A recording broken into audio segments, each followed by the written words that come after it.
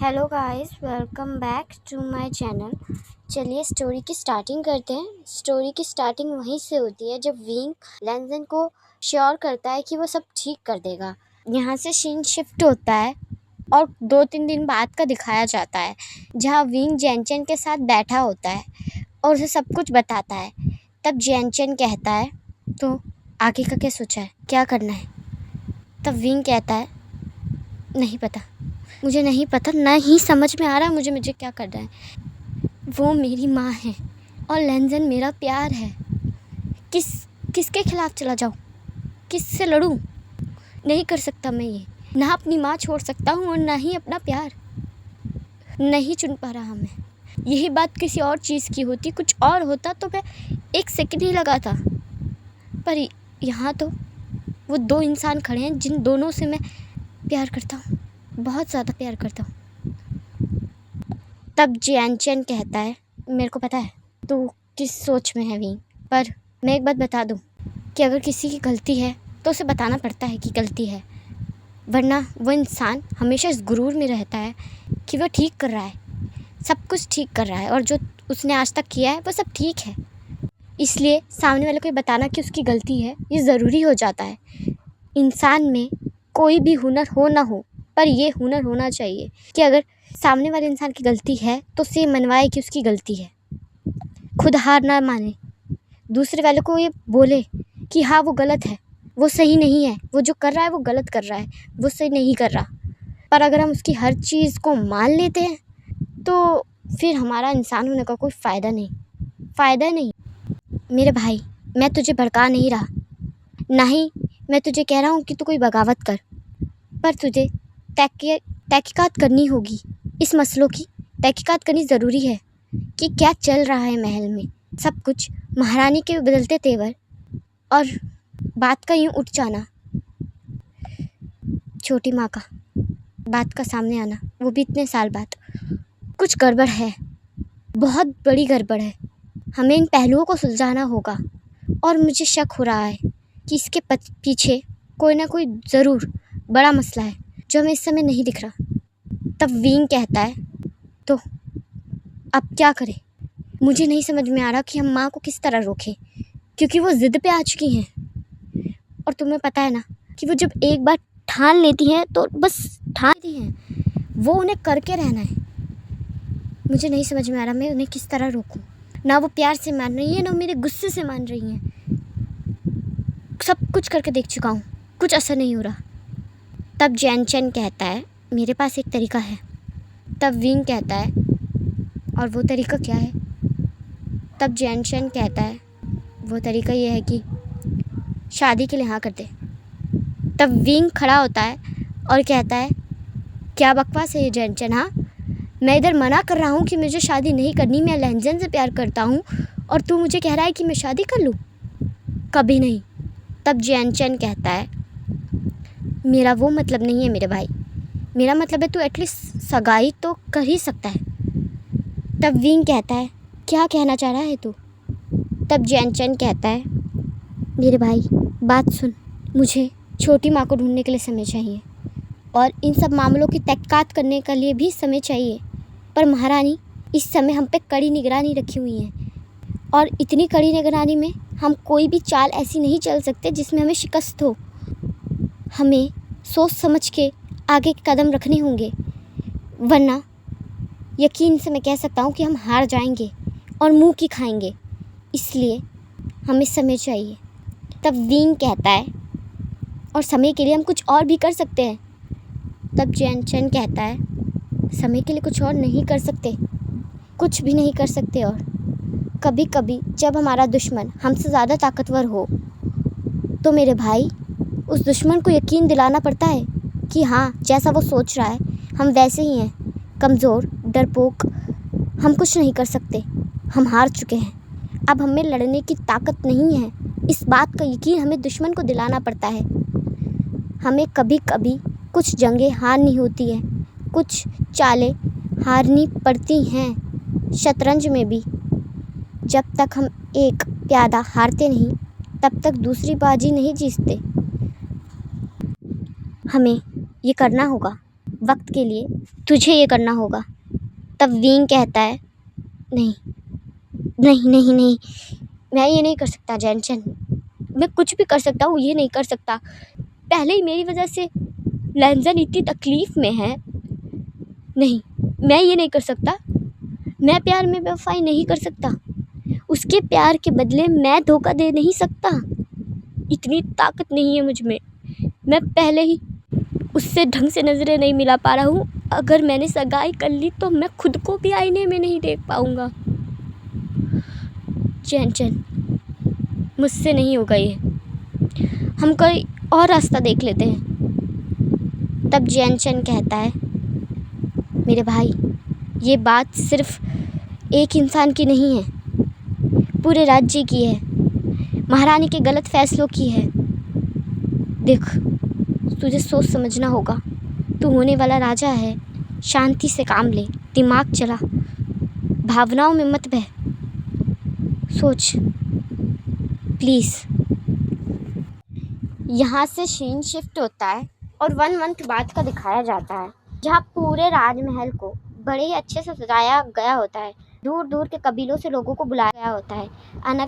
अनेक अनेक तरह के पकवान, शरबत मंगाए गए होते हैं। माहौल तो मानो ऐसा लग रहा था महल का जैसे कोई त्योहार हो। सब बहुत ज़्यादा खुश थे कि उनके राजकुमार की सगाई होने जा रही थी। खुशी का माहौल था, पर बस एक ही जना था जो सबसे ज़्यादा दुखी था इस सब में, खुद राजकुमार विंग। उनके चेहरे पे वो पहले जैसी मुस्कुराहट नहीं थी। वो हंस नहीं रहे थे, चंचल नहीं थे, एक अनचाहा काम कर रहे थे, उनकी सगाई जो वो कभी नहीं करना चाहते। पर उन्हें ये फैसला करना पड़ा, लेना पड़ा ये फैसला, ना चाहते हुए भी। फाइनली वे तैयार होके राज दरबार में आ चुके थे, जहाँ उनकी सगाई होनी थी। धीरे धीरे करके सगाई की रस्में होती हैं, और जैसे ही सगाई की रस्में कंप्लीट होती है तो सब तेज़ तेज़ तालियां बजाने लगते हैं, फूल बरसाने लगते हैं, सब एक दूसरे को बधाइयाँ देने लगते हैं। महारानी भी बहुत ज़्यादा खुश थी, क्योंकि उनकी जीत जो हुई थी वो जीत गई थी, और उनका बेटा वो कर रहा था जो वो चाहती थी। आज उनके लिए सबसे बड़ा जश्न का दिन था, 2 तरीके से। एक, उनके बेटे ने उनका कहा मान लिया।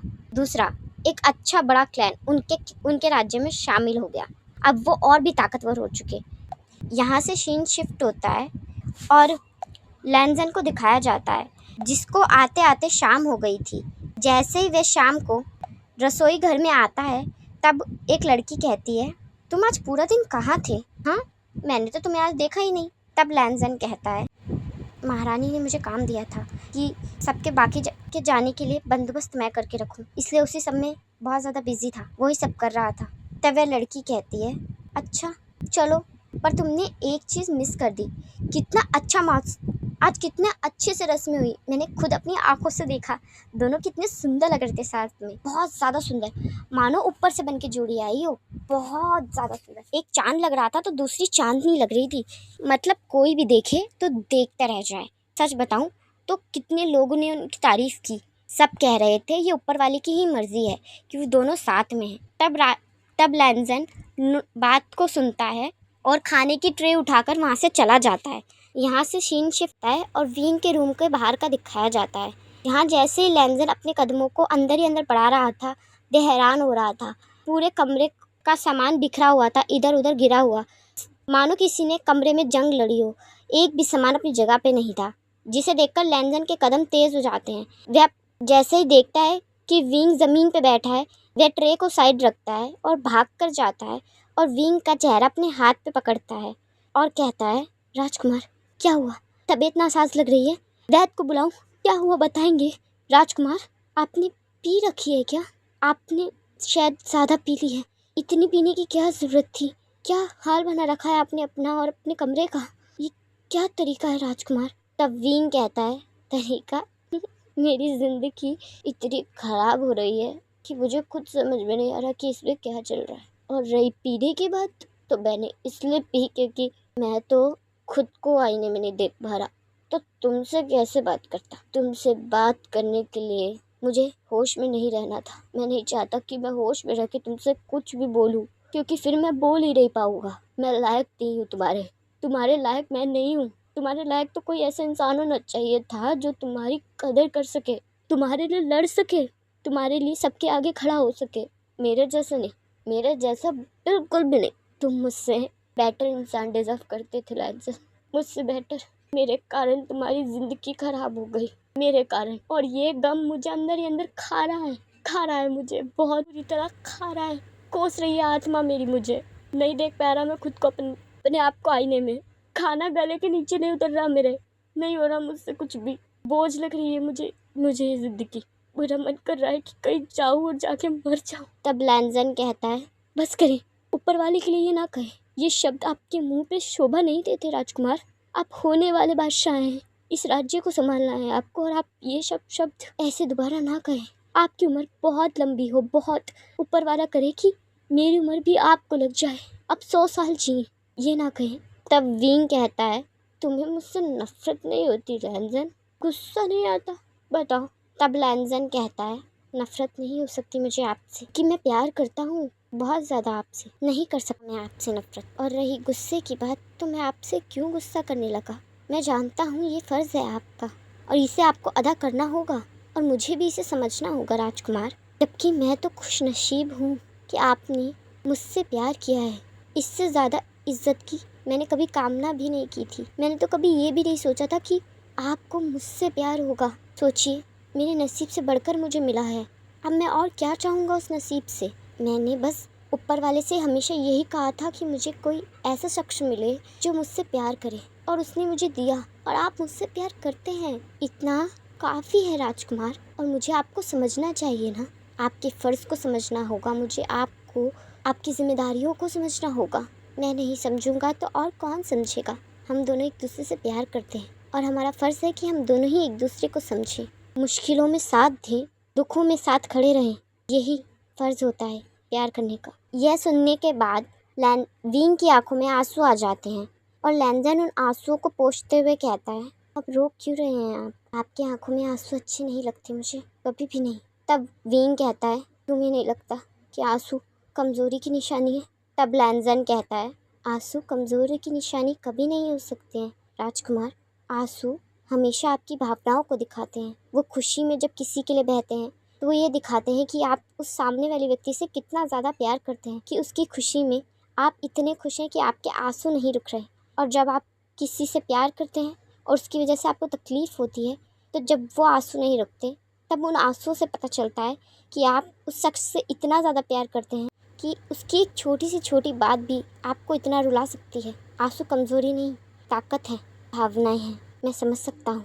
यह सुनने के बाद विंग लैंसन के गले लग जाता है और उसे हक करते हुए कहता है, मुझे कभी छोड़ना मत, मुझे कभी मत छोड़ना। तुमने मुझे छोड़ दिया ना, मैं टूट जाऊँगा लैंसन, मैं अकेला हो जाऊँगा। ये लोग मुझे समझ में नहीं आ रहे।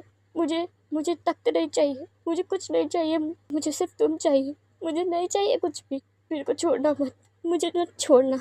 तब लैंसन कहता है, नहीं छोड़ूंगा मैं आपको कभी भी, किसी कीमत पे नहीं। सुनाई दिया आपको? चलिए खड़े हो जाइए, बिस्तर पे चलिए, आइए।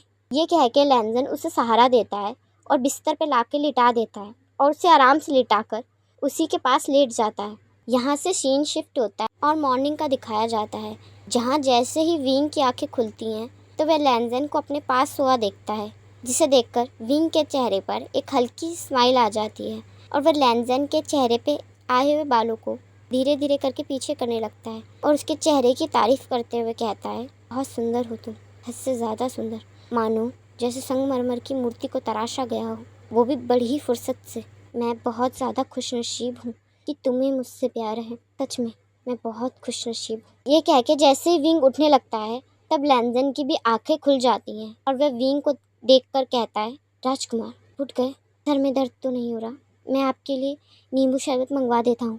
ये कह के जैसे ही लैंसन उठने लगता है, तब विंग लैंसन का हाथ पकड़ लेता है और अपनी तरफ खींचते हुए कहता है, मेरी परवाह इतनी मत करो, बिगड़ जाऊँगा मैं। तब लैंसन कहता है, अच्छा तो मेरे आने से पहले आप सुधरे हुए थे, बस करें, सुबह हो चुकी है और स्नान गृह अब तक तैयार हो चुका होगा, आप जाके पहले स्नान कर लीजिए, मैं जब तक खाने के लिए लगवा देता हूँ। तब विंग बात अपनी गर्दन को अपने सर को हाँ में हिलाता है और वहाँ से चला जाता है। यहाँ से सीन शिफ्ट होता है और कुछ देर बाद का दिखाया जाता है, जहाँ विंग तैयार होके आ रहा होता है और कह रहा होता है, आज मैं तुम्हारे साथ खाना खाऊंगा, इतने दिन बाद ही सही, पर मैं खाऊंगा तो। और मैं चाहता हूँ कि तुम मुझ पर गुस्सा करो, थोड़ा झगड़ो, लड़ो और मैं तुम्हें मनाऊँ। मैं आज तक तुम्हें मना नहीं पाया क्योंकि तुम रूठते ही नहीं। जब तुम रूठोगे तो मैं तुम्हें छट से मना लूँगा। मैं तुम्हें बहुत प्यार करता हूँ लैंजन, और तुम्हारे हर नखरे उठाऊँगा, किसी बादशाह की तरह नहीं, सच में इस एक प्रेमी की तरह तुम्हारे नखरे उठाऊँ। तुम्हें सराखों पे रखूँगा, तुम्हारी हर ख्वाहिश को पूरा करूँगा, तुम्हारी हर ज़रूरत को पूरा करूँगा। तुम्हें हमेशा पहला दर्जा दूंगा, अपनी ज़िंदगी का हमेशा पहला दर्जा तुम्हें दूंगा। तुम मेरे लिए पहली प्रायोरिटी होगी। ये सब सोचता हुआ विंग जैसे ही कमरे में एंटर करता है तो उसके चेहरे की हंसी अचानक से गायब हो जाती है और वह कहता है, राजकुमारी आप यहाँ क्या कर रही हैं? तब राजकुमारी खड़े होते हुए कहती है, आपको क्या लगता है राजकुमार, हम दोनों की सगाई हो चुकी है, होने वाले पति हैं आप मेरे, तो अपने होने वाले पति के साथ सुबह का नाश्ता करने नहीं आ सकती मैं? तब विंग कहता है, मैंने आपको नाश्ते के लिए नहीं बुलाया था, और आपको नहीं लगता ये कोई तरीका नहीं होता किसी के कमरे में बिना बुलाए आ जाना? आपके घर वालों ने आपको कुछ सिखाया नहीं? तब राजकुमारी कहती है, मुझे तो लगता है कि आप बहुत कड़वा बोलने लग गए हैं राजकुमार विंग। मैंने तो सुना था आप बहुत जिंदा दिल खुश रहने वाले इंसान हैं, पर यहाँ तो मैं उलट दिख रही हूँ। मैंने ऐसा कुछ नहीं किया जो आप इतना गुस्सा कर रहे हैं। मैं तो सिर्फ नाश्ते के लिए आई हूँ, थोड़ा थोड़ा कर लेते हैं। तब विंग कहता है, नहीं करना मुझे नाश्ता। तब राजकुमारी कहती है, थोड़ा सा कर लीजिए, मुझे भूख लग रही है। तब विंग कहता है, भूख लग रही है तो अकेले खा लो, क्योंकि मुझे नहीं लगी और मैं नहीं खाऊंगा। तुम अकेले खा सकती हो, बेशक शौक से खाओ। ये कह के विंग लैंजन की तरफ बढ़ता है और उसका हाथ पकड़ के वहाँ से ले जाता है, और राजकुमारी वहाँ देखती रह जाती है और कहती है, क्या तरीका है ये बात करने का? खुद को समझता क्या है ये? कितना घमंडी और अकड़ में रहने वाला इंसान है।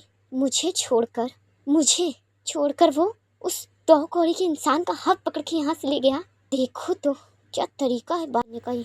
अगर मेरे पिता ने मुझे मना ना किया होता तो अब तक मैं इसे बता देती कि मैं किस तरह की हूँ, पर मुझे अभी सब्र करना होगा। जब तक मेरी शादी राजकुमार विंग से नहीं हो जाती, मुझे सब्र करना होगा।